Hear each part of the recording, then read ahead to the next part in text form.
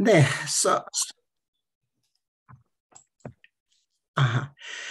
Thank you very much, everybody who came to us. And Harrison, thank you very much for participating in our series. We are going now to begin one more lecture in our series of popular talks by the project on post-capitalism and renovation of Marxism. And this time, our distinguished speaker is Professor Cheehyung Harrison Kim from the University of Hawaii in Mānoa. So Cheehyung Harrison Kim is associate professor at University of Hawaii. He has been teaching on socialism, labor, post-war Cold War period history, and he wrote a very good book about North Korean working class history in the 50s and 60s, the book which I also use a lot in my teaching and often refer to it, Heroes and Toilers, Work and Life in Post-War North Korea, 1953-1961. So, I teach myself a course on North Korean history and culture. I often refer to this book. So today, we are going to hear about North Korean working class history, an early period of North Korean history. It's very easy to imagine North Korea labor politics as something very coercion heavy, in a way, something based on regimentation, bureaucratical approach, and there is certainly a grain of truth in that. But hopefully, as I could understand from the abstract, Harrison is going to demonstrate us also the other side, that is the agency of workers themselves in their encounter with the state regimentation, the state bureaucratic machine. So I hope to learn a lot personally as well. So welcome, Harrison, and now the floor is yours. We are very liberal with time, obviously.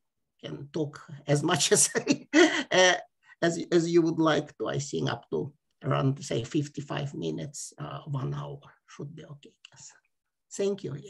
Thank you. Thank you so much, Vladimir. It's so wonderful to see you. And thank you for, I guess, suggesting my name to this wonderful, incredible series. And it's an honor to be part of this incredible team. I would think that this is wholly unique kind of a research team in South Korea. So that is so wonderful so I can start getting to know this research center a little bit. Okay, I will share my screen. And as I begin, I would like to, let's see, I would like to play a song, a composition.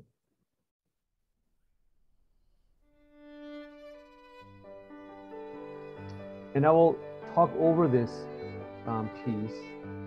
This is a 1966 piece by Kim Sun-nam called Iren 봄, Early Spring.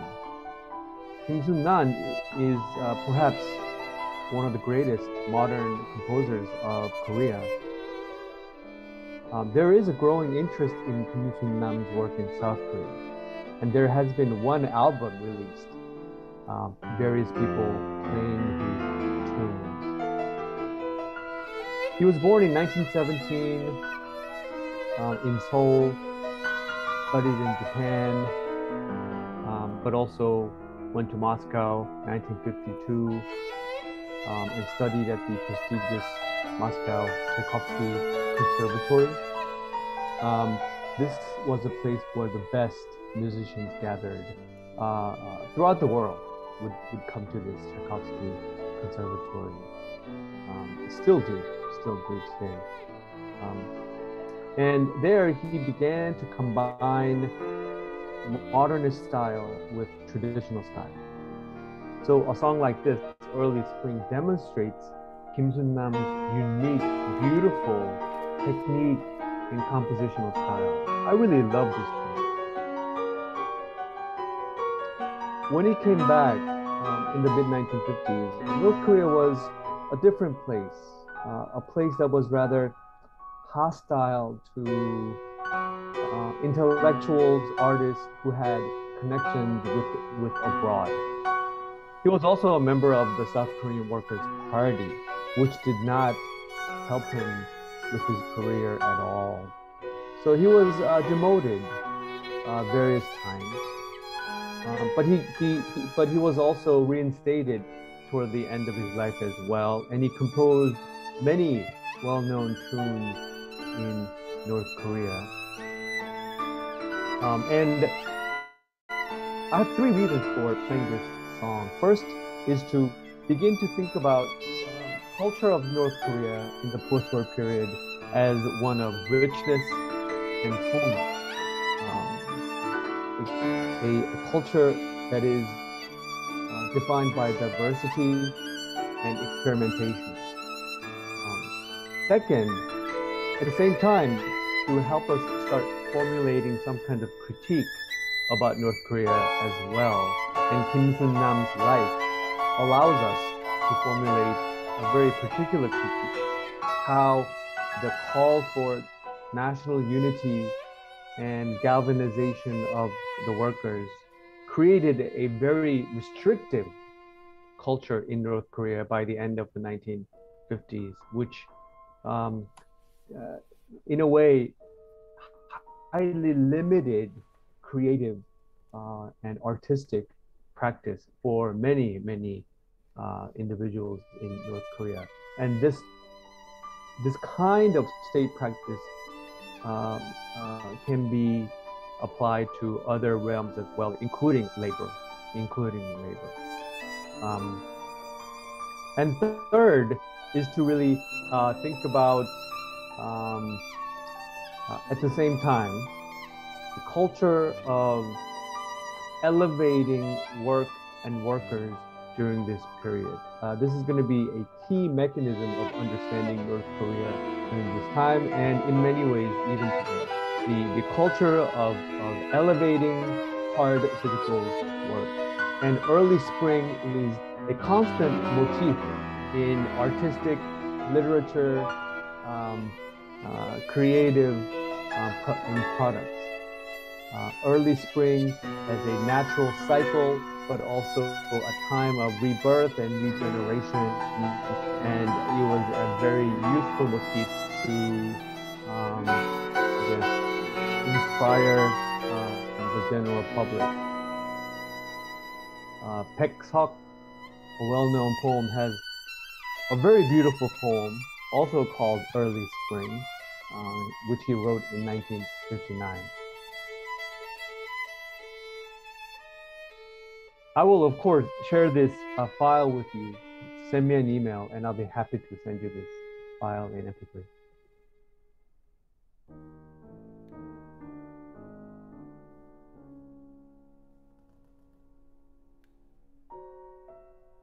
This is the end of the piece, where the postmodern part ends and comes back to this modern, in many ways, provincial kind of sound of North Korea.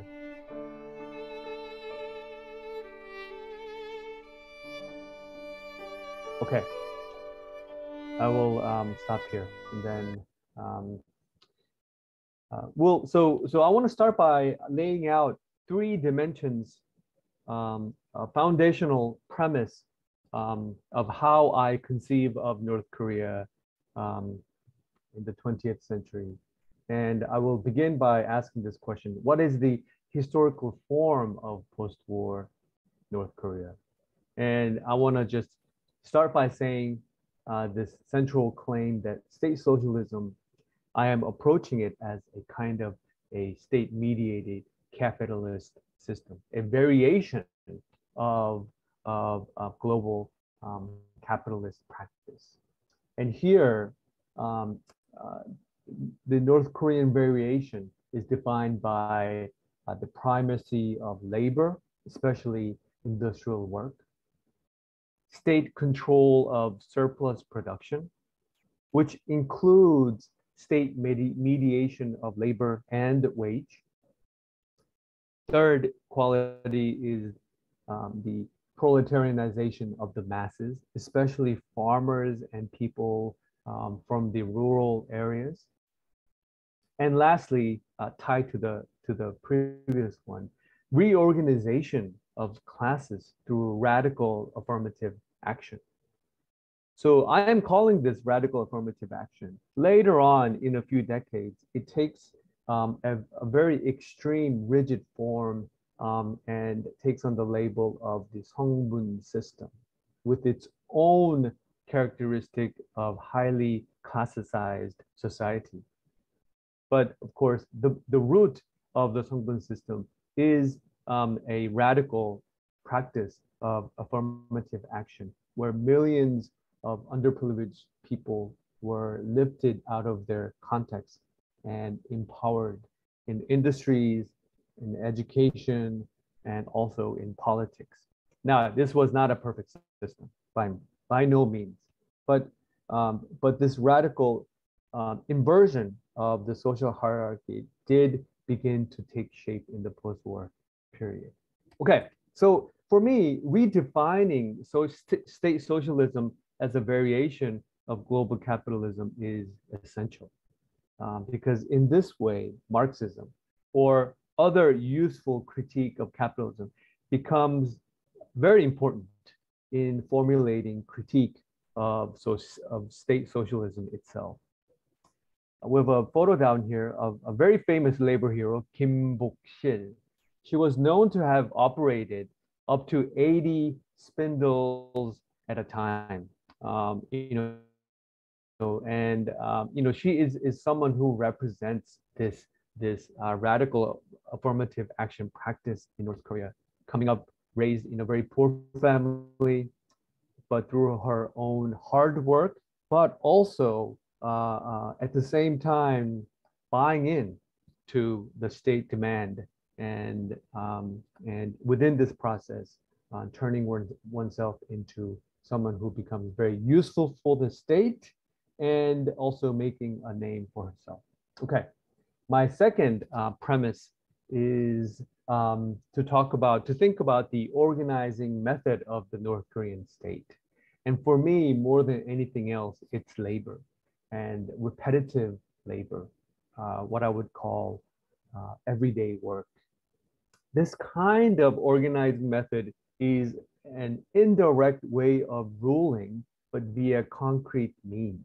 It is a non-coercive materiality of organizing the population. This begins with a sense of empowerment via a massive affirmative action programs. And it must be pointed out that throughout my presentation, empowerment is always closely in practice with hegemonic forms of practice as well. So there is empowerment and subjectivity that is always, I guess, in the very same condition as a hegemonic and sometimes very dominating practice. So what we see is a world organized through work. Labor is seen as a sacred activity. It is seen as duty. And moreover, productivity becomes a measure of human character. And here, the goal of labor, the goal of work, is not simply to produce, but ultimately to regenerate the conditions of work, to reproduce work itself. This kind of idea can be traced back to Lenin. It was Lenin's synthesis of creating or instilling within the population the joy and the duty of labor, and something that the state would control, perhaps temporarily, even for Lenin, perhaps temporarily. But this was an essential quality that Lenin talked about. Marx himself is a little bit more complicated on this topic. For him, labor itself is not sacred. And revolution does away with labor as we know it. And for Marx, it was important to think about labor going back into life. So people like Shlomo Avineri also talks about this kind of idea. Marx's notion of labor, it turns out, is actually very complicated, very complicated. Marx always honored the workers, of course, the laborers, but he refused to state that labor itself should be an honorable activity, because he saw how it is always a condition of exploitation. Okay, let's move on. The third question is, it's a very important one, and it's a very complicated one. How did the North Korean people experience state power and industrialization? And my starting point is that they experienced it in a kind of undifferentiated everydayness as a coherent reality. And in this context, what we can call as hegemony is filled with contention and choice. Choice actually becomes an important part of the labor process. And what I could surmise here is that agency and hegemony are conflated in the formation of the subject. And in fact, state power depends on individual choice. So all these production campaigns like the Charlie Mount Work Team movement, but there were hundreds of production competitive campaigns, are variations of state power that depends on individual choice. So what we have here is a dialectical presence of domination and freedom. So there's a photo down here. So I have a lot of photos in this presentation, and if you see a photo from 2014, these are the ones that I took in a museum in Hamhung, particularly at the Hungnam Fertilizer Factory Museum. Hungnam, which traditionally was a very important city on its own, is now part of Hamhung. So Hungnam is now a district within the bigger Hamhung metro.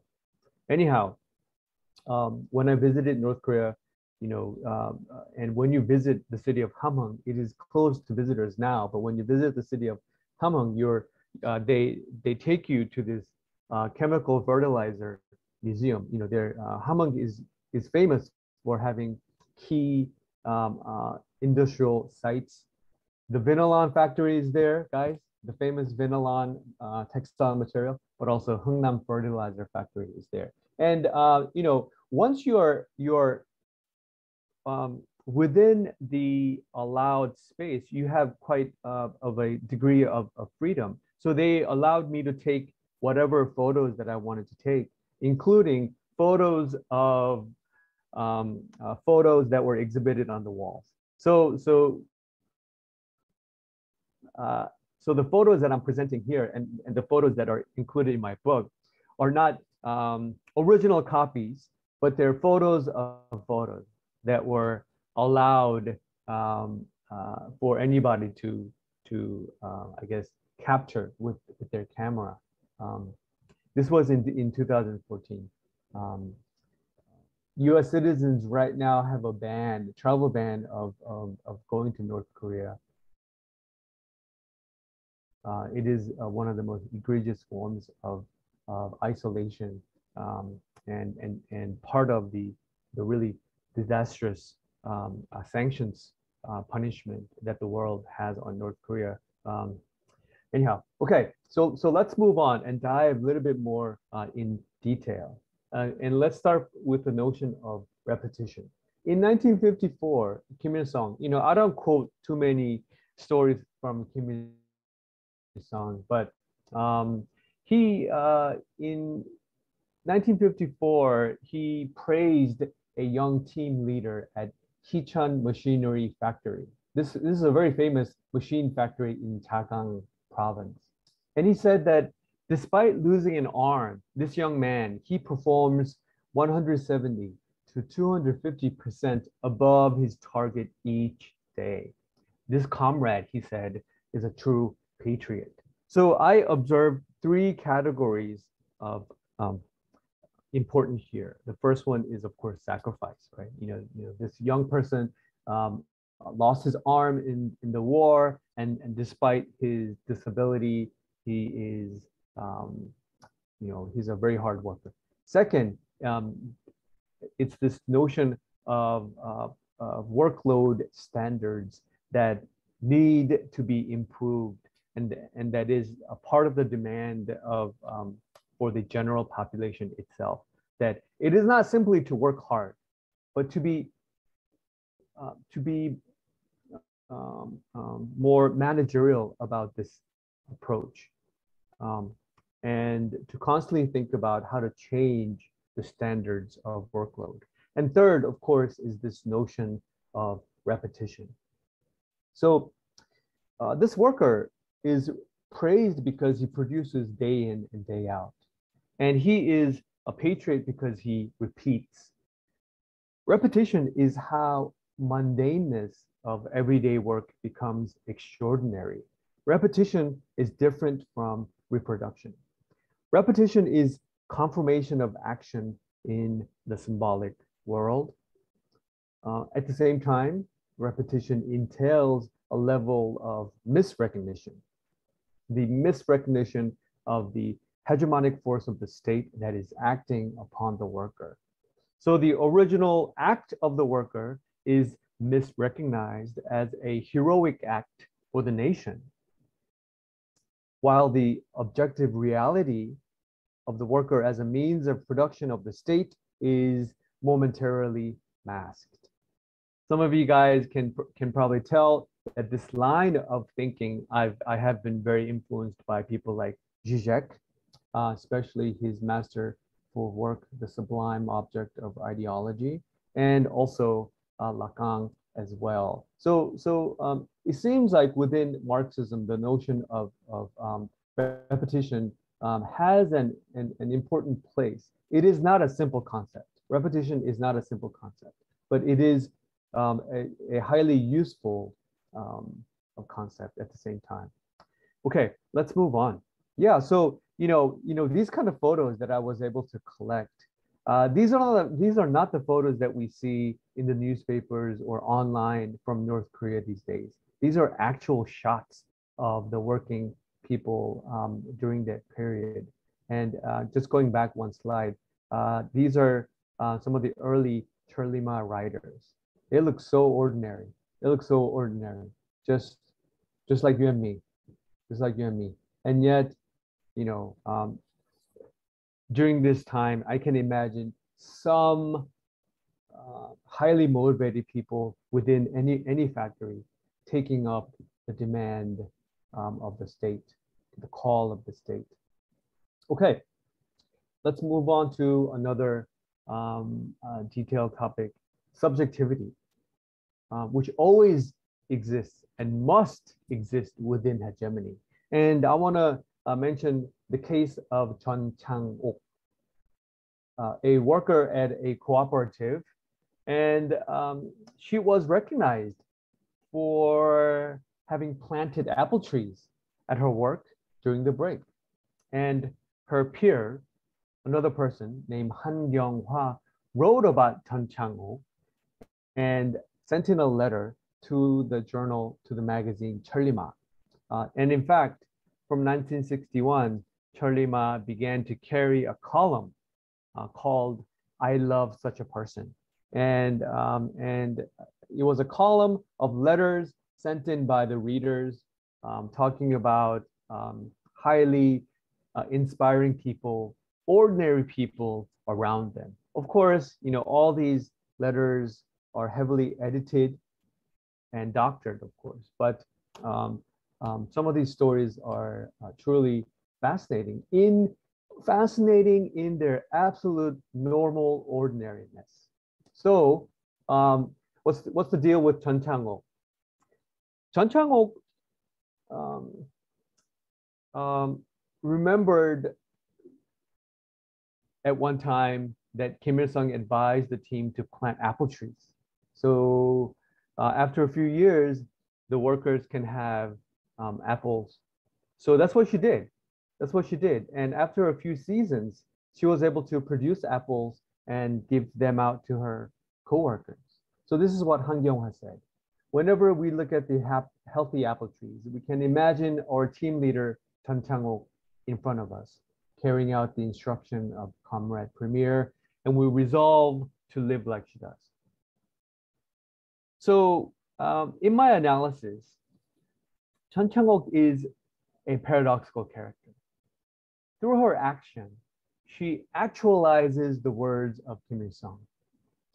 So in her everyday work, she produces and she complies. So her self-determination, her will, her act to plant apple trees is also the moment of domination. And of course, in this case, her subjective orientation is discovered within hegemony. And in everyday work, hegemony is always mundane, part of a repetitive cycle. And this repetition converges with abstract notions like the nation and patriotism. So here's how the column looks like. And I will later share with you some of my sources that I use. Okay, one more fine example. One of my favorites that I was able to discover. This one comes from the magazine 근로자. 근로자 is a very important magazine, published by the Central Committee of the Working of the Korean Workers' Party, and it still exists to this day. This magazine, however, is a very specialized magazine. So it is not for the general public.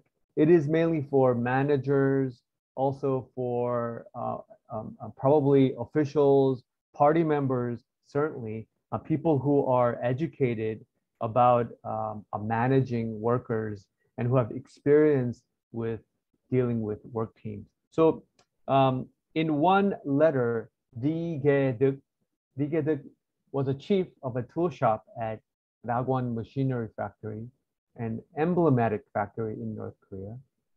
This letter was printed in 1956. And in this letter, Lee Ge-deuk is highly critical of everybody. He drags everyone from the managers to the planning agency. He is critical of the system for its low efficiency. He's critical of the planning agency for the constant changes in the plan. He's highly critical of the suppliers for because they gave them really low quality conveyor belts. And he's also very critical of his workers. He thinks they're spending too much time doing non-productive work, like polishing old tools. And of course, just like so many of these letters, at the end, he comes up with a solution, and he proposes to set up his own central warehouse so he can control the supplies and he can control the plan. So what I read from this letter is an everyday workspace that is full of criticism and choice. And in a way, I would think this is still within the boundary, the framework of the state practice itself, where the state can demand innovation and productive work. And in this situation, the labor process is full of choices, and criticism is not outside the plan. And someone like Lee Ge-deuk is highly critical of the managers, of the planners, of the party officials. And the workers are committed to evaluate, criticize, choose, and solve on their own. And of course, Lee Ge-deuk cannot be critical of the top leadership. especially the Kim family. Of course, that is not possible. Of course not. But it seems like in so many of these letters, anybody from the local government official, local managerial position and down, they are not protected, y'all. They are not protected from criticism at all. And in fact, you know, in my experience of having met and talked with Min, North Koreans who are settling in South Korea, and also during my visit in North Korea, maybe it's just me, okay? But North Koreans are not shy of speaking, complaining, and even fighting. That was my impression. And, you know, especially women. This was something that was almost so dramatically different from, for example, women students in South Korea or students in South Korea in general, where they tend to be kind of reserved and quiet. Not in North Korea, not in North Korea. They are not shy about criticizing you and the system. Of course, it's all done in a very constructive manner, I thought. But in my experience, North Korean people somehow have this kind of mindset that that there is a level of healthy criticism, and this is something that I also noticed in people from the People's Republic of China as well. Yes, okay, so let's move on. You know, but I do not want to simply just stay on the dimension of motivation and patriotism and hegemony and state demand, right? And some kind of ideological inspiration. Because a great deal of North Korea's working environment also involved this practice and notion of efficiency. So in my observation, managing work, how we understand North Korea's management of work is overrepresented by interior categories like patriotism, ideology, state demand, duty, sacrifice, and so forth. But equally important, beginning from this period in post-war North Korea, was the practice of calibrating and monetizing work. And this meant two things. First, increasing efficiency with workload, work time, and workspace, a constant tweaking of these three categories. And second was monetizing work through wage, especially piecework wage. And the goal in the post-war period by the early 1960s is to was to I guess put 60% of workers under the piecework wage system. So more than that, put majority of the workers within a new wage system in the post-war period. Now, North Korea did achieve some kind of its own wage system by the 1970s. But of course, North Korean wage itself is very problematic and very complicated because part of North Korea's remunerative system always involved payment in kind. This seems to have never went away, or instead of money, giving the workers vouchers. I think this had to do with the fact that there was always a level of shortage, scarcity, and poverty that North Korea simply was not able to overcome.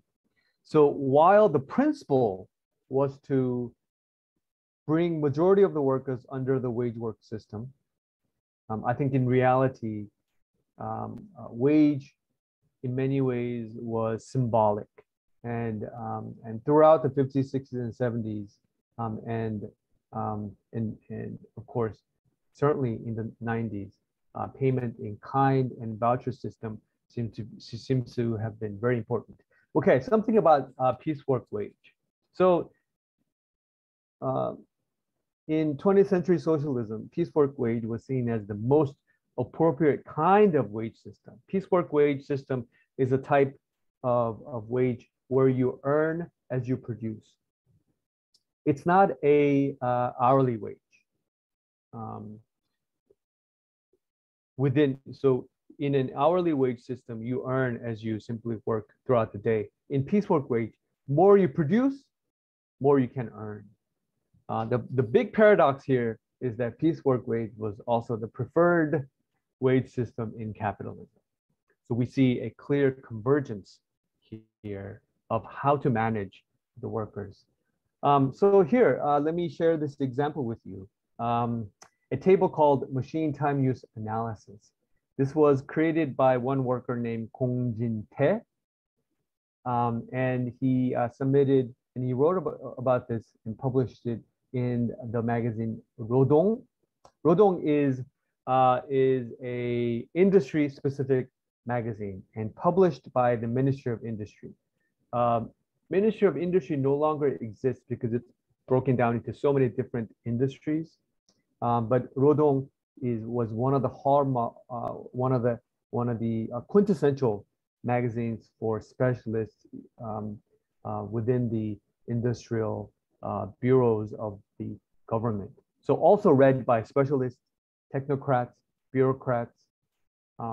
And in this article, he talks about how he was able to calculate the workday and categorize the workday into various different times. So he split a single working day into a time when the machine was running and when the machine was not running. And he noticed that only 61.7% of the time was devoted to the machines running. And this was a very problematic figure for him. The times when the machine was not running, he further categorized into various processes, including going to the bathroom, eating, taking breaks, which constituted 4.8% of the machine time use. For him, this was the most troubling area. Talking and deserting workstation, 6%. He was able to discover that 6% of the working day, the workers were spending on talking and deserting workstation. This is highly normal, of course, highly normal, especially in a very demanding situation.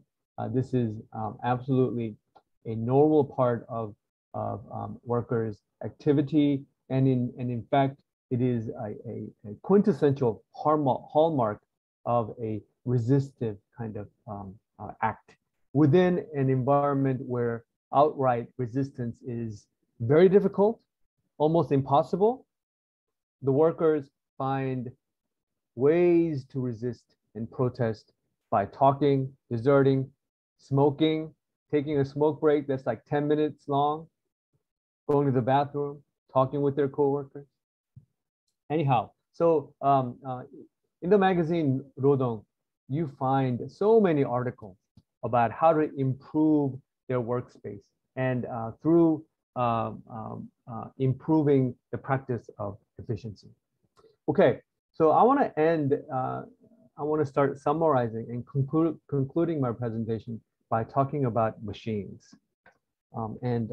Because machines are troubling, problematic, paradoxical. And the first character is that the machines actually prolongates the working day. We all know this. We all know this. We all know, especially even academics, we know that we are glued to our computers all day long. I know that Vladimir is one such a person. He will, right? And it is probably not very healthy. Okay, so this is a major perplexing feature of industrial machine-based work, that it actually prolongs the working day. And Marx had a problem. And Marx, this is what he said, and I'm going to read this quote here. Hence, that remarkable phenomenon in the history of modern industry, that machinery sweeps away every moral and natural restriction on the length of the working day. Hence, too, the economic paradox that the most powerful instrument for reducing labor time suffers a dialectical inversion and becomes the most unfailing means for turning the whole lifetime of the worker and his family into labor time at capital's disposal. This is in the first volume.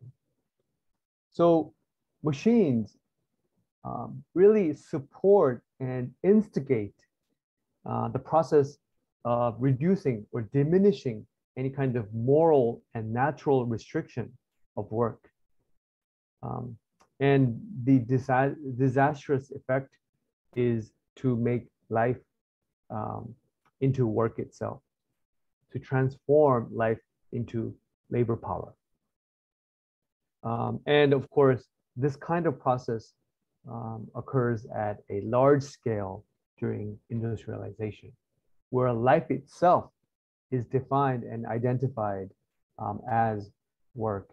And in, even in very advanced industrialized countries like South Korea and the United States, today, every day we hear about people dying or traumatized from overwork.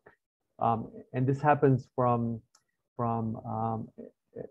everybody from people who deliver, who make their living delivering items for Amazon or for Coupang, but also people who are in the offices as well, where their health deteriorates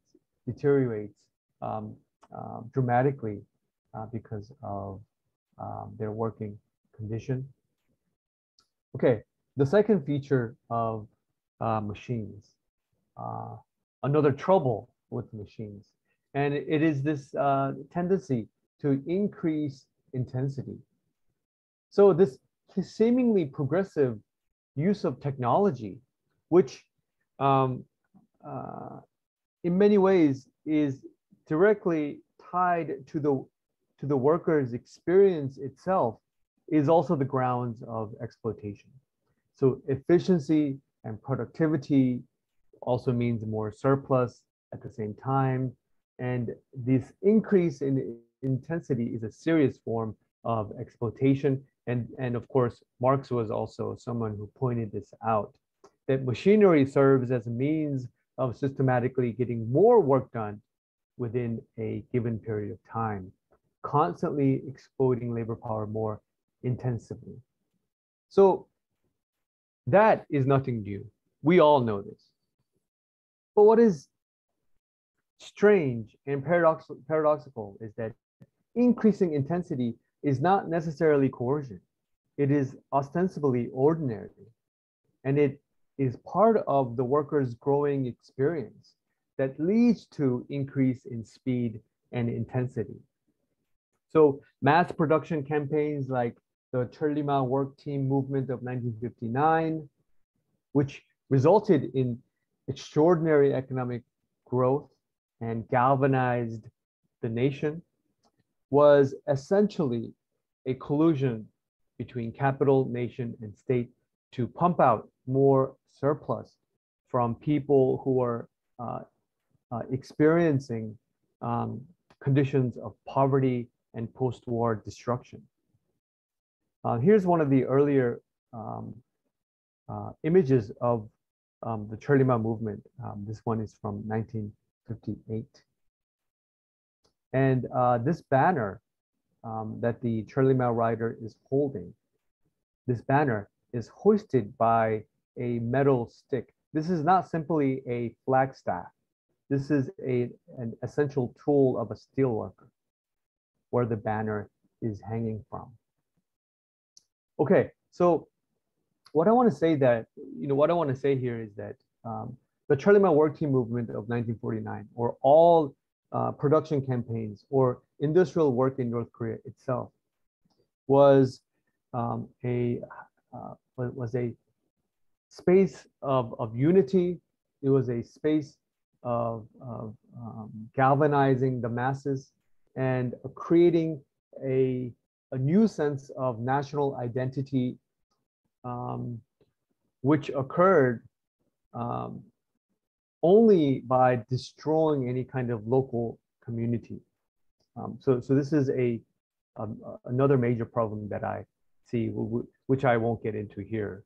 That the extreme form of nationalism of North Korea essentially got rid of any autonomous local sense of the community. So in this situation, you find the literary motif of Kim Il-sung as a ubiquitous character who appears at every village, at every dream, and within any kind of context. Anyhow, but at the same time, you know, this kind of unified call to increase work in its intensity and also was a highly problematic situation, in which life redefined as work was also a very fragmenting process as well. Fragmenting process caused by this call to be competitive and to improve constantly. These are somewhat abstract terms, okay? And we didn't get too much into how the workers constantly try to resist this effort through ordinary means of dissent, taking smoke breaks, going out to the market, fighting with their coworkers, and so forth. But these were also very regular features of the post-war working period. Okay, I want to end by reciting a poem to end on a little bit of a high note. So, and it has to do with this question of, so what can we learn from North Korea? Or more specifically, is there anything positive that we can learn from North Korea? There's not many.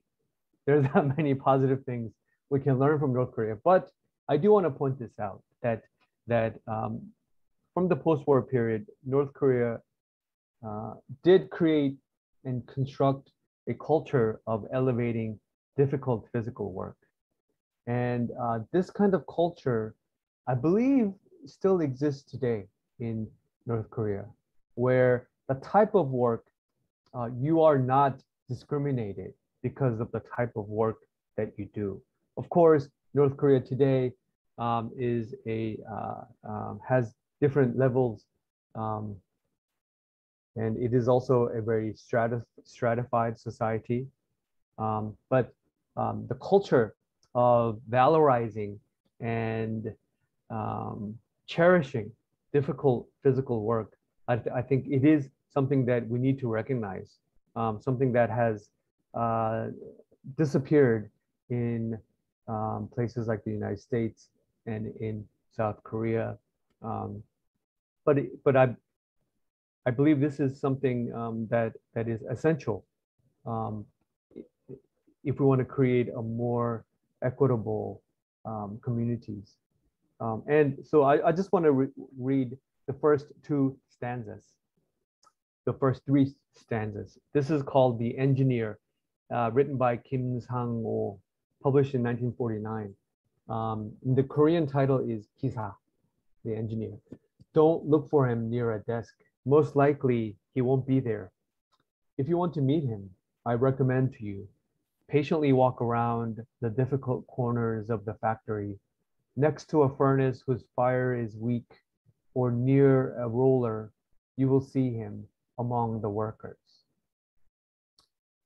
This painting at the bottom is a piece called The Furnace Worker, 용해공, from the 1950s, painted by Jung Kwan-chul. Jung Kwan-chul is a renowned artist painter of North Korea. He has, I believe he has never been demoted or purged. And until his death, he was celebrated and recognized as one of the masters of North Korean style painting. And what I want to point out is that, by the way, Chung Kwan-cheol's paintings are extraordinary. And he paints in all different styles, expressionistic, impressionistic, so the artistic world in North Korea is also very diverse too. So it's poster making, it's propaganda art making. Genres are very important, and North Koreans are highly skilled in those areas, but there are various genres and styles as well. And what I want to point out is that at the bottom of this painting, he wrote the worker's name, 문제철. And I thought this was curious, but at the same time, very representative of something that was different, something that was rather positive about this place during this time. There are so many things wrong about North Korea during this time and today, but this small instance kind of led me to think more deeply about this place. So in our society, the artist puts his or her own name on the painting. That's what makes the artwork valuable. But in North Korea during this time, the artist wrote the worker's name on the painting. And this inversion of what creates value in work, I thought this was such a fascinating aspect.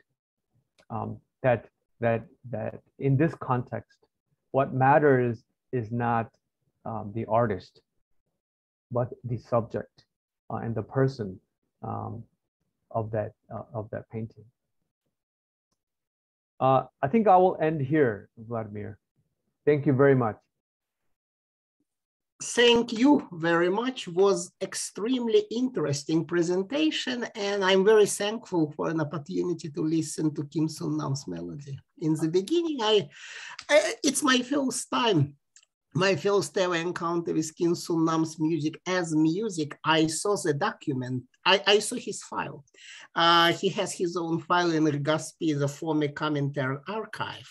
Oh, wow. And I found the documents which he brought with himself when he came to Soviet Union. And of course, I'm a great fan of his teacher, Ram Khachaturian. So obviously one of Soviet Union's best composers and a renowned master of combining the ethno-national colorfulness with this sort of supposedly progressive content. Oh, it's a fascinating merger. It's a fascinating merger, and they were studying postmodern, very modern and postmodern music that was combined with ethnic flavor. That was the idea. That was the idea of, in a way, ethno-national form being somehow intertwined with supposedly, in a way, historically good-looking content. And Khachaturian was also a very ethno-conscious person. I mean, he was very conscious about Armenian people's tragedy. So, by the way, he was at some point very popular in the United States after the war. In the late 1940s, his famous saber dance was one of America's most popular melodies. It was a point in history. Wow. When USSR and USA were still allies. So just before they became again enemies. I see, fascinating. So it was, but I was really, really overjoyed to listen to Kim Sun-nam's music and to Chung Kwan-cheol's painting. Of course, he's generally like this style and generally big fan of North Korea's visual artistic culture. And thank you very much for this wonderful lecture. There are lots of important points here also from the viewpoint of, our project Marxist theory development. For example, the point about the difference between Marx and Lenin's approach towards labor, the difference is very serious, in that Marx actually wanted a post-labor society, while Lenin, for example, was at some point very fascinated with Taylorism. It's American Taylorism. Yes, absolutely, absolutely. obviously wanted somehow to socialize and employ. The difference here is very, very obvious. And I think it's something that you, Sonjin, also mentioned in your research on Lenin. That is on sort of essential differences between Leninism and classical Marxism. So, is that right? Professor Chong wrote something about that relationship. Yes, because I remember reading Sonjin's paper on Leninism and the main problematic point in Leninism, on which Leninism, in fact, deviated a lot from classical Marxism in its orientation.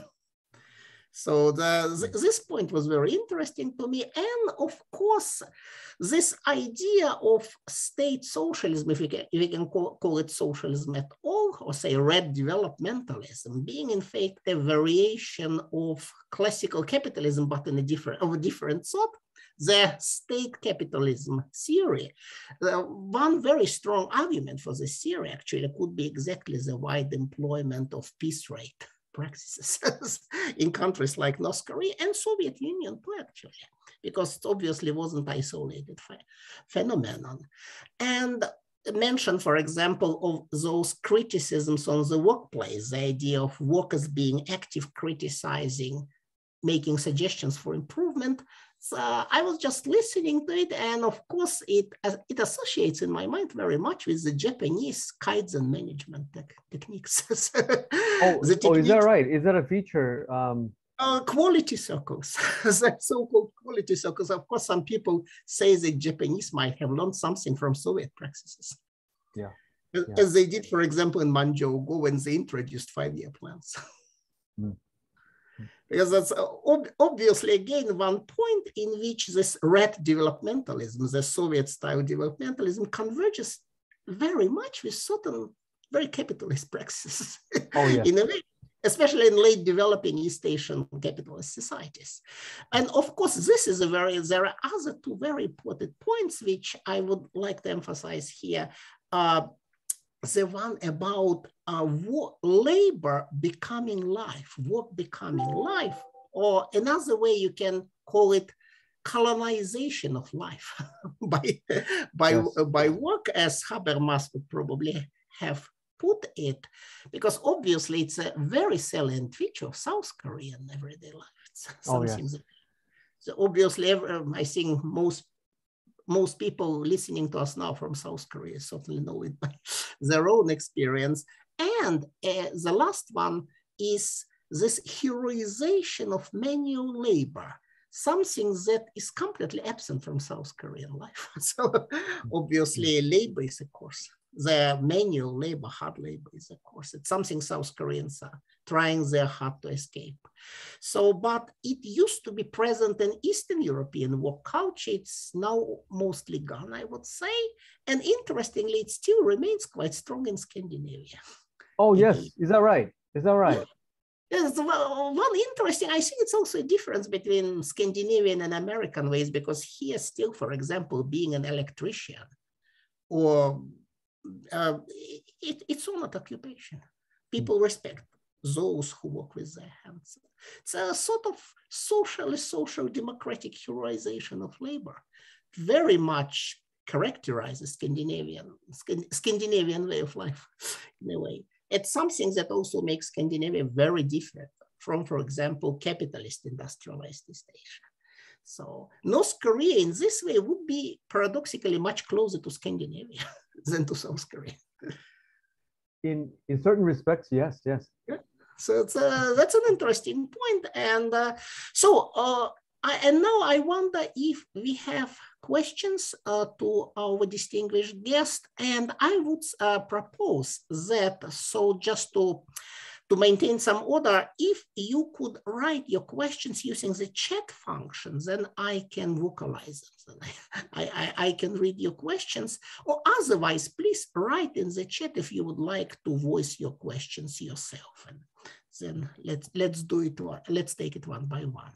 So now I'm looking into the chat window, waiting for any questions, or if you would like to voice your questions yourself, just please notify me via chat. You know, Vladimir, I also have a question about this research team Mhm. as well, and how the research team approaches North Korea. So whenever we can, I would love to pose that question to you guys as well too. I hope that Son Jin may answer it in full, but I would say, well, our research is emphasizing Marxism and post-capitalism as such, not necessarily as part of East Asian history reality, but for this stage of our project, we focus on East Asia. We focus on East Asia and its perspectives, and party states like PRC or DPRK is among those things that we also have as part of our work. On PRC, one member of our project is Professor Pek Sinuk from Chunan University. He is a PRC history specialist. Yes. Yeah, by the way, he also worked on labor history of PRC, on the history of Chinese workers during the Cultural Revolution. He published several books on it. So Professor Peck is our specialist on PRC. And on this stage of our project, I am going to take DPRK. So I'm going to look generally in the historical genesis of party state and its historical role and its implications, its connection with the global liberational project, but also party state as a meritocratic project, but also as developmental project. So I'm going to work on that the next 2-3 years. So I hope to collaborate with you as well. So because obviously North Korea is not exactly what I used to research on. I mostly have been working on 20s and 30s. So it's something very new to me. So but then I'm also waiting now for any questions in the chat window. Do we have any? Vladimir, I mean, if there's no dying questions from the colleagues, there are some very interesting slides that I would still like to share, if that's okay. Absolutely. Your slides are extremely fascinating, so it would be nice to continue. Absolutely. So let's then have an extension of our talk. We have lots of freedom this time because obviously we still have time. Okay. So if you could then re-share your slides. Yes. Yeah. So let's see. So all right. So in 1933, American sociologist, photographer, also a bureaucrat for the city of New York, state of New York, published this fascinating book, Men at Work. And it kind of represents a period in American history where progressive and somewhat leftist, definitely leftist culture of elevating physical work, industrial work, was also very important. And in many ways, this period was probably the height within American history where workers were treated in a very honorable way. And probably since then, this kind of culture has disappeared, especially with the grassroots movement of anti-communism that arose, beginning the 1950s and so on. But this is a really fascinating work, by the way. So let me just all right.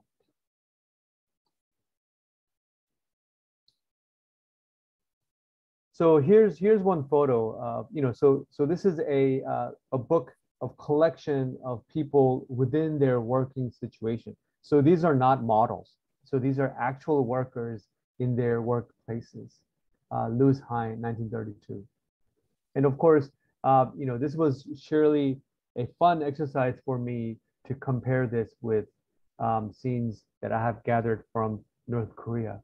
That there was a moment between two seemingly disparate cultures sharing this identity of honoring and valorizing workers. Here's a photo of a worker, tired, sweaty, right? And of course, a photo of a steel worker. Construction work, man, these guys were some of the most cherished workers during this time for their bravery, right? For their sacrifice. And of course, North Koreans love their construction workers. The workers who are able to climb these high towers, right? Another shot of high-rise construction workers.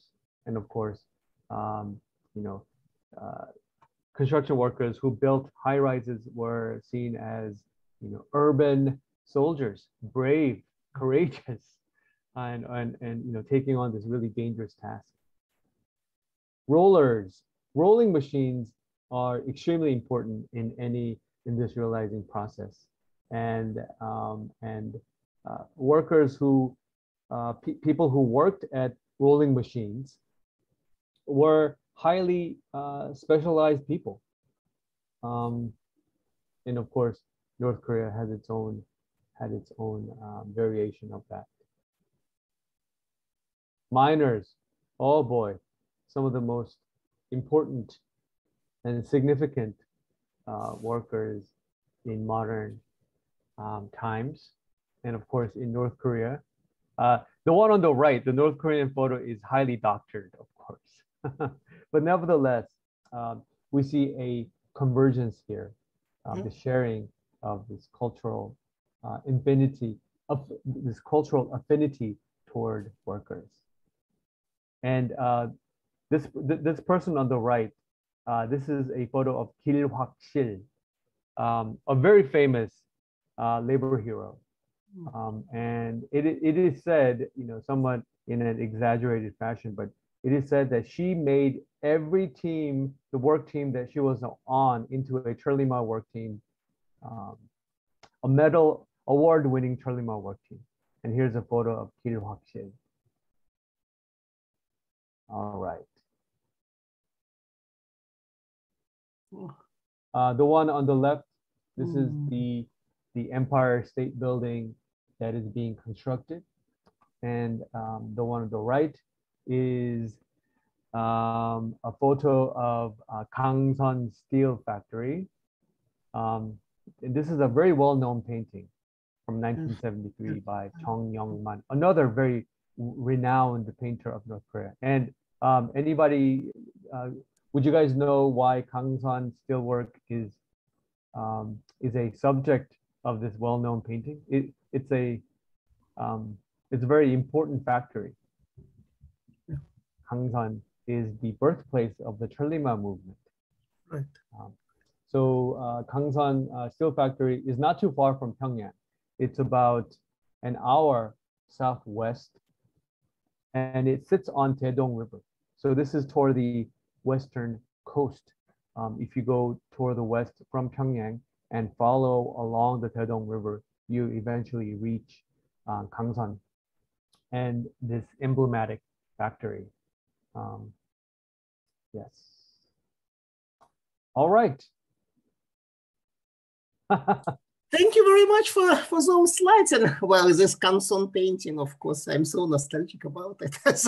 Canson was that was the factory where Chan Son-taek used to do his labor re-education. He once was set to revolutionize himself, as North Koreans call it, Hyun Myung-hwa. So yes, and then returned back and eventually to rise in the ranks. Oh, thank you very much, Mr. Sturzler. On that point about Louis Hine staging many of his photos, even the photos that I have, that seems to be the case. There are some natural shots, but also many stage shots as well. So thank you for pointing that out. He also has another similar book called Women at Work as well. Another fascinating piece of document. So thank you, Marcel. And then I'm waiting for other questions, suggestions, remarks. Anybody? It's a fascinating topic. Yeah. So Vladimir and others. So so in this project, within the team, is Marxism being approached as something that is that has to be revived and used as a useful philosophy and useful tool? Yes. Yes, certainly. I think Songjin will elaborate more on this point afterwards. But yes, of course, certainly what we are trying to suggest is that in this time of ecological catastrophe, climate catastrophe, and general dysfunction of the world capitalist system, it's exactly renovated Marxism that can be suggested as our future project, as a way to bring humanity somewhere out of this predicament, our current predicament, our current basically dead end with the capitalist industrial civilization, one outgrowth of which was certainly also the red developmentalism, but it also might have included other very interesting possibilities. And thus your question, what we can learn from North Korea, I think is extremely important. So there are lots of interesting legacies there. Certainly we can get lots of very useful experience from. Yes, absolutely. But I think Songjin will probably elaborate on this. And Songjin, I think you had also a question. Oh, yes. Professor Kim, thank you very much for very interesting and informative talk. Yeah, it's really great. Thank you. Yeah. And as for your questions, I think Vladimir already is responded very clearly. So our project team is now the 4th year, and its second stage is composed of 10 years research. So initially we concentrated on the theoretical issues, Marxism in general, and also it's a post-capitalist perspective.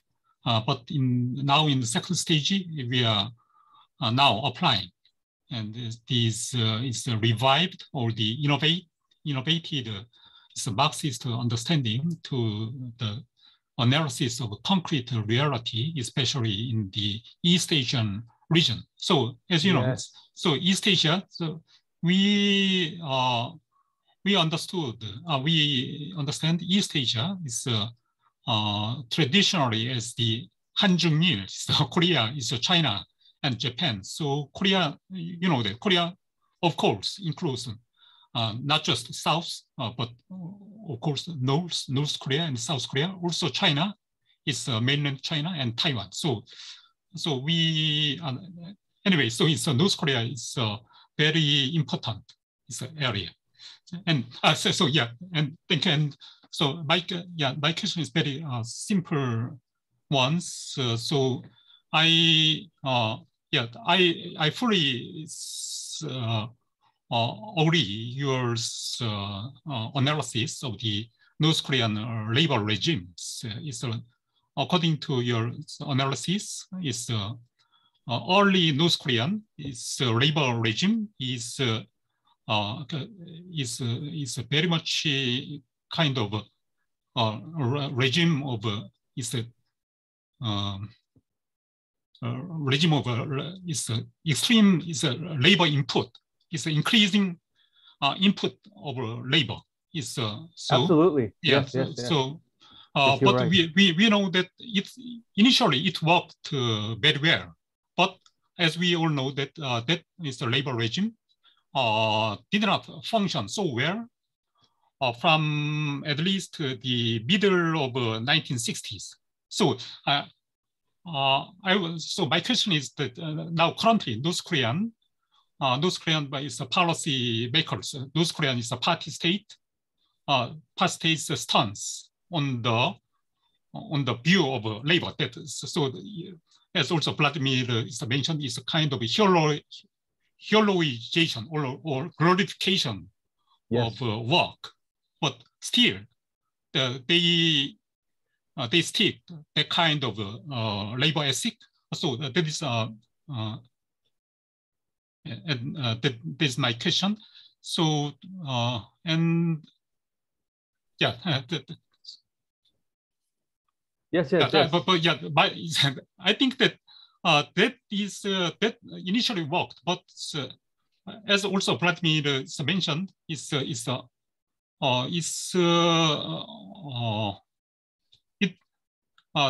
North Korea did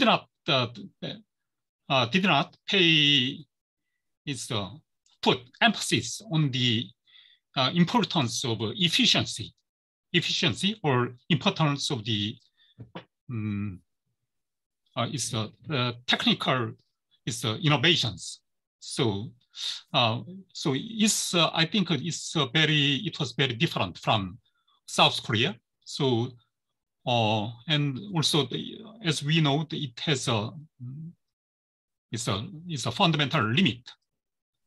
So, and so we all know that it's Stalinist Russia at that period is because at that period is Stalinist Russia. There is a kind of a reform to that kind of labor regime in the 1950s. So that's my question. So why the Kim Il-sung still sticks to that kind of outdated regime of accumulation or regime of labor? Thank you. Thank you very much. You know, that's a fascinating, and it seems like such a complicated problem as well. So what I gather is that the market-based system was, historically speaking, much better in organizing and probably influencing innovation and constantly changing. It seems like the market-based system was better on that front, you know. But of course, this was also driven by consumerism, and this was also driven by underdevelopment in so many parts of the world at the same time too.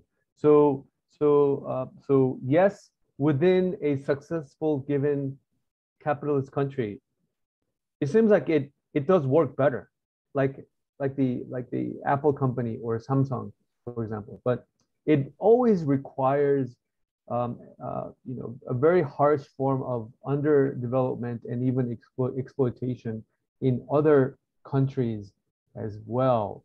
So we know that globally both processes are happening at the same time. Innovation, change, newness, and which is always occurring at the same time as underdevelopment and exploitation. What I can say and what I'm finding out is that it seems to be a little bit different from what the fundamental goals were of these two industries as well. And you know, we're talking about principles. We're talking about principles, but it's this comparison between profit motive and to the need to satisfy the needs of the population, for example. And these two different goals created different processes. It seems like. So that is why, you know, by the late 1960s in North Korea, at least the people were being fed, and there was housing, and there was some minimal health care and education for everybody. Now, it was not high quality. It was not high quality, but it seems like that was available to the general public by the late 1960s. This did not happen in South Korea. And it still does not happen in South Korea. And even in the United States, it always creates extreme levels of inequality.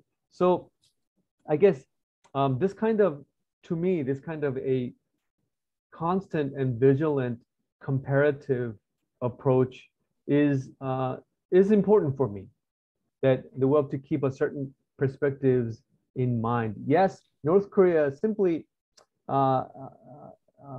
never progressed to the level that South Korea did.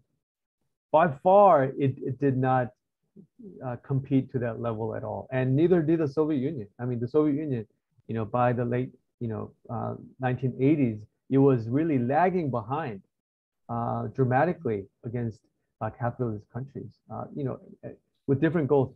Today, North Korea's industry seems to be very different. Seems to be very, very different. The valorization and the importance given to the workers is not as strong.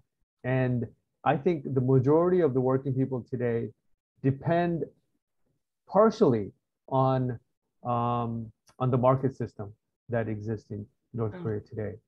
And overall picture of North Korea's industrial economy is also very different. It's mostly based on exporting raw materials and very raw or simple produced goods like pig iron and coal, but also metals and minerals and so forth. So,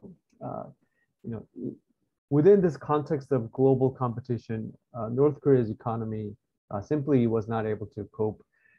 I think Kim Il-sung was trying to change in the 1980s and early 1990s. So that's why there was that moment of big thaw with the United States. Jimmy Carter went there as an ambassador, and I believe Kim Il-sung was trying to attract investment from the United States. Of course. I mean, China was changing. The Soviet Union was no longer. But North Korea simply was not able to do this. But at the same time, there is something about North Korea that is also different, something that I also try to recognize. And it is this level of independence and sovereignty that the government tries to maintain. Now, it's probably not healthy. North Korea's sovereignty and independence is probably not a healthy kind of independence, but it has a strong sense and a strong practice of protecting its sovereign identity, which is very different with the case of like South Korea. It sacrifices its independence and sovereignty for the sake of economic growth. And probably at the end of the day, South Korean case is so much better for the ordinary people, of course.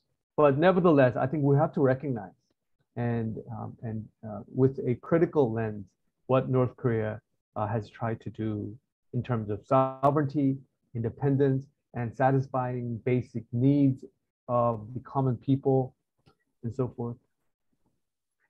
Thank you very much for your answer. Actually, it reminds me about one Japanese economist, not Marxist, in fact, who visited North Korea several times and made a very interesting definition of what North Korea is. Chebine Sonjinguk in Korean pronunciation. So the poorest advanced country, a poorest of course. Yeah. That makes sense. That makes sense. Yes. It is exactly, because obviously it's a low-income society. If you calculate GDP per capita, it's a low-income society somewhere on Vietnam's level, maybe between Cambodia and Vietnam.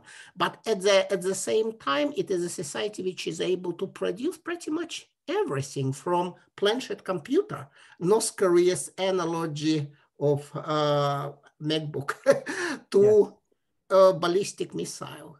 And North Korean ballistic missiles are almost all domestically produced. So you almost don't have imported details there. So I think this poorest advanced country is a very good definition in some ways, and it speaks volumes about, well, South Korea now is a rich advanced country, but as you have said, it had to sacrifice lots of other priorities for that sake. So it's a very difficult trade-off, obviously. So thank you for your answer. You. And now I think Gu-hyun has a question. Hello. Hello, Kim. It's really nice to see you face to face. Yes, thank you. Thank you for organizing this talk. Thank you.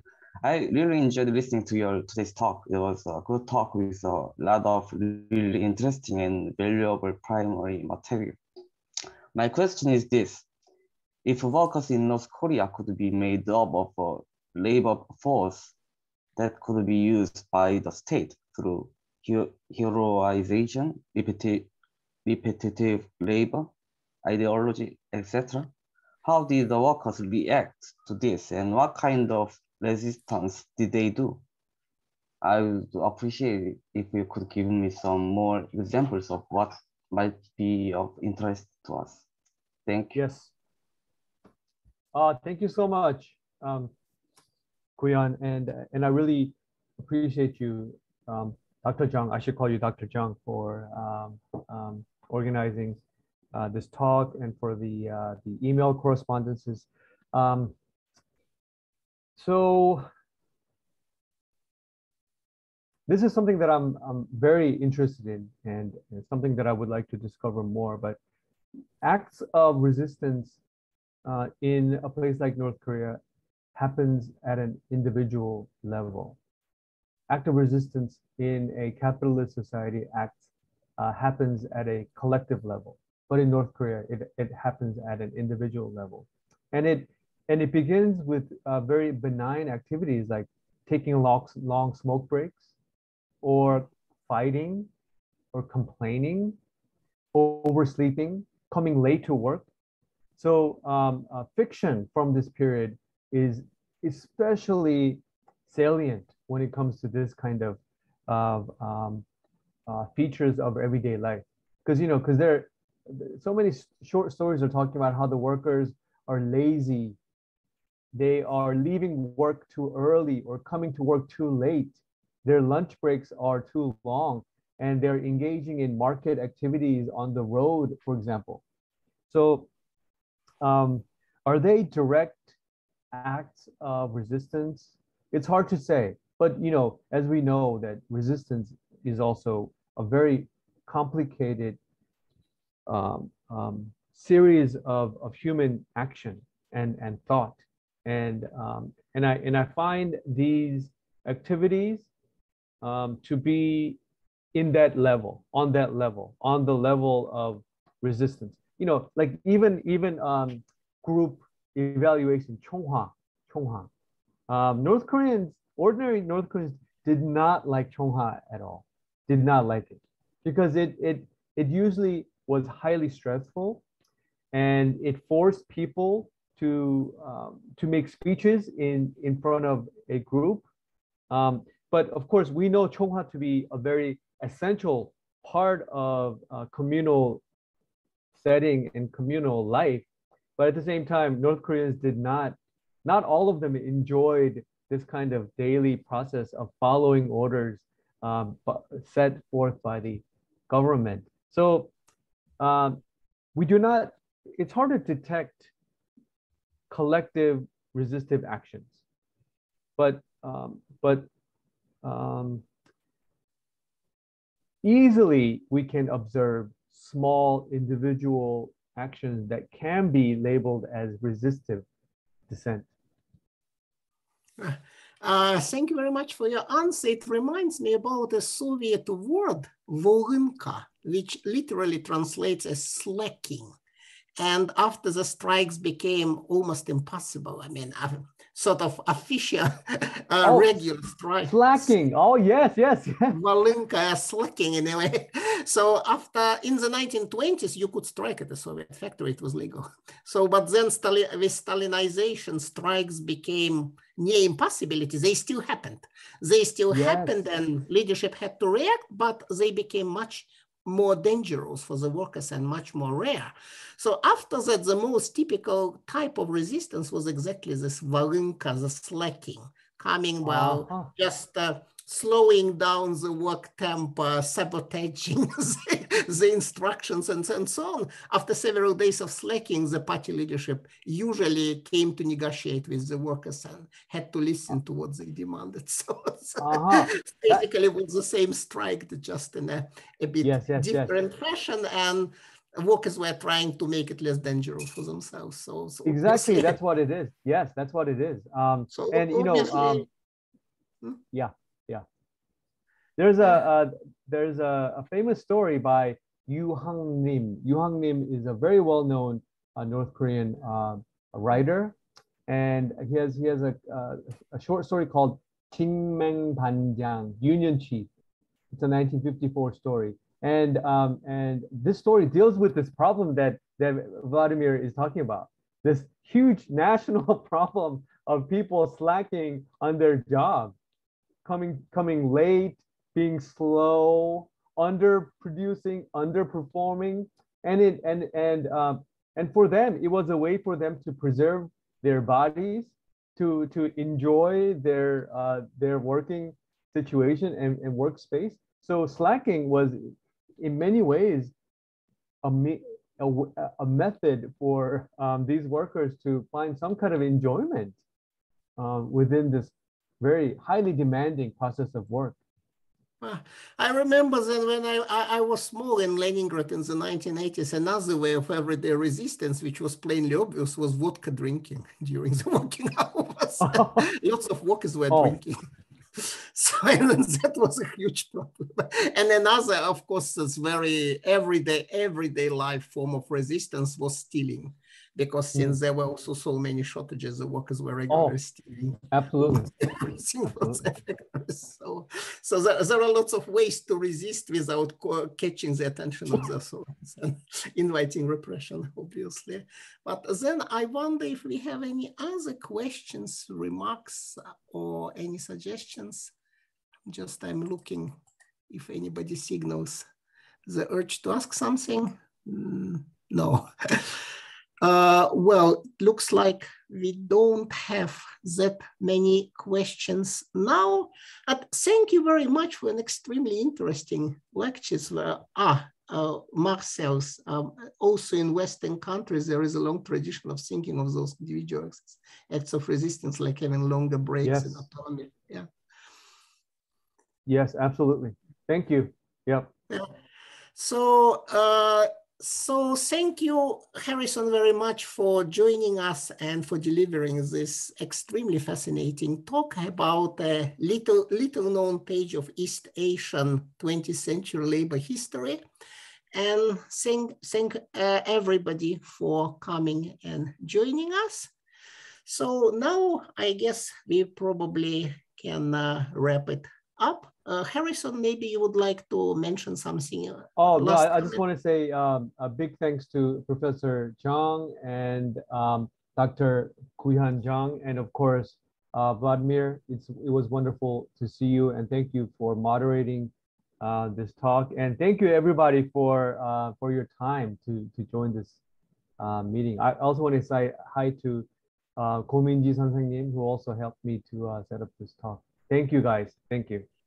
Thank you very much. So thank you. And then I hope to see everybody again. We are going to have more talks on 20th century socialist culture in East Asia, going to have more of our colleagues. Travis Walkman is going to present for us as well. And then Hiroaki Matsuhito, it's going to be June 1st. Thank you very much for coming. Thank you, Harrison. Thank you. And see you again. Bye-bye. See you.